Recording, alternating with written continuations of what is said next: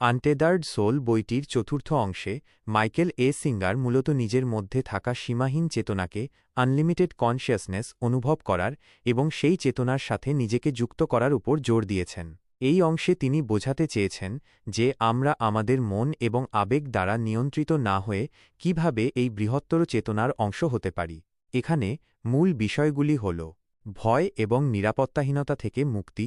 Singer ব্যাখ্যা করেছেন যে আমাদের ভয় এবং নিরাপত্তাহীনতাগুলি প্রায়শই আমাদের মন দ্বারা সৃষ্ট। এই ভয়গুলি থেকে নিজেকে মুক্ত করতে হলে আমাদের বুঝতে হবে যে আমরা আমাদের চিন্তাভাবনা এবং অনুভূতির ঊর্ধ্বে ভেতরের শক্তিকে আবিষ্কার করা। তিনি বলেছেন যে আমাদের প্রত্যেকের ভেতরে এক বিশাল শক্তি এবং শান্তি রয়েছে। বাইরের ঘটনা বা পরিস্থিতি আমাদের মনকে প্রভাবিত করলেও আমাদের ভেতরের এই মৌলিক শান্তিকে কেউ কেড়ে নিতে পারে না। এই অংশে তিনি কিভাবে এই ভেতরের শক্তিকে আবিষ্কার করে তার সাথে যুক্ত হওয়া যায় তার পথ দেখিয়েছেন। মৃত্যুকে গ্রহণ করা এবং জীবনের পরিপূর্ণতা।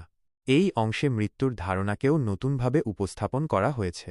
সিঙ্গার বলেছেন যে মৃত্যুকে ভয় না পেয়ে এটিকে জীবনের একটি স্বাভাবিক অংশ হিসেবে